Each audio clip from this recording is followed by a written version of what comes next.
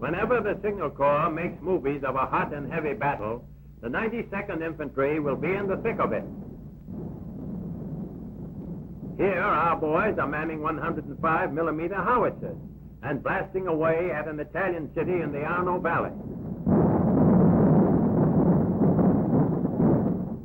The Nazis are entrenched in the foothills, but it won't be long now until this constant barrage will rout them out of their foxholes.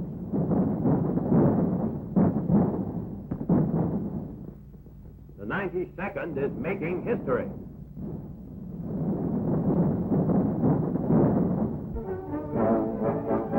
Meanwhile, Negro quartermaster troops move up needed supplies to the firing line. Within easy range of enemy guns, they haul up rations, gasoline, ammunition, and medical equipment. The constant barrage and the constant supply train work hand in hand to scatter the Germans. The worst is now over. Lucky guys, they have cigarettes.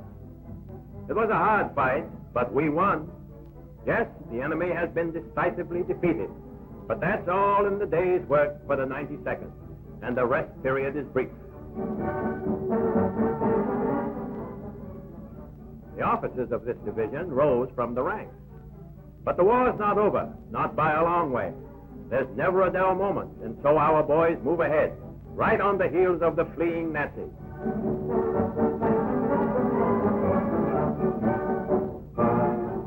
The Signal Corps of the outfit now must establish communication lines, so strings wire with the aid of a guide pole.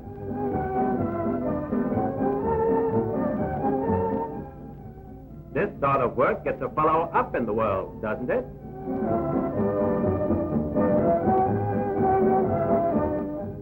This battalion is made up of technicians, electricians, linemen, and communications experts. It is through their efforts that the troops on the move are in constant touch with field headquarters. Now they search for booby traps, for the retreating Germans always plant mines. But our lads are too smart to be caught napping. Here's one, sudden death, carefully concealed. This has to be handled like a hot pancake, and it looks like one, but looks are certainly deceiving sometimes. A whole stack of wheat. That's the powerhouse the enemy has been using. Yes, sir, the 92nd blows up everything in its way and forges ahead. The fighting 92nd, all Negro division, never has a dull moment. If they're not shooting Nazis, they're making ready for the landing of troops and planes.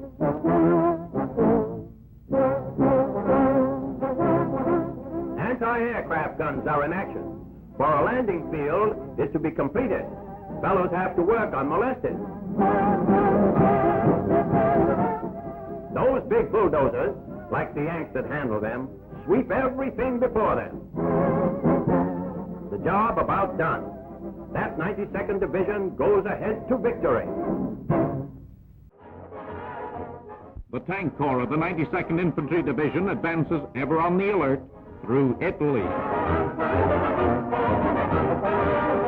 These movements are intermittent, for they are under enemy fire and frequently must duck for shelter.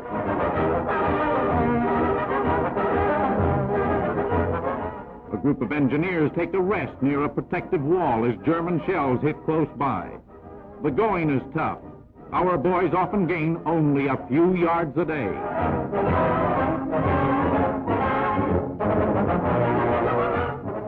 This soldier loads up with pineapples, the kind he will throw at the Nazis. Hand grenades.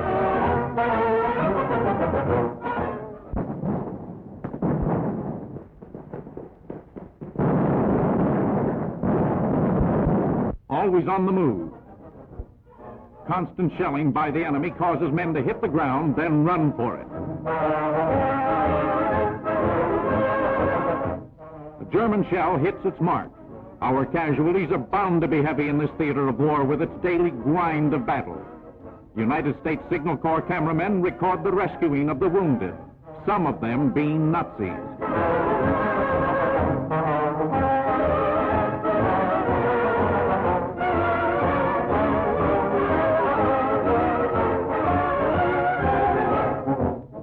tank with a leg wound.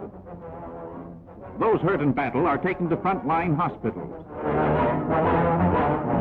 The finest in medical equipment and skill is available right in the thick of battle. Here, a major operation takes place. A blood transfusion. Grim evidence of why we must give plasma to save lives of our fighting men.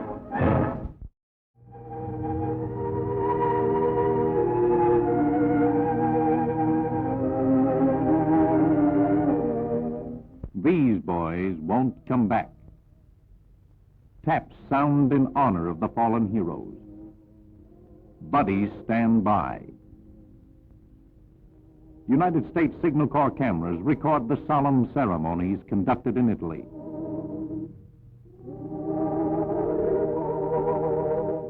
The chaplain of the famous 92nd Division. A wreath is laid on a grave.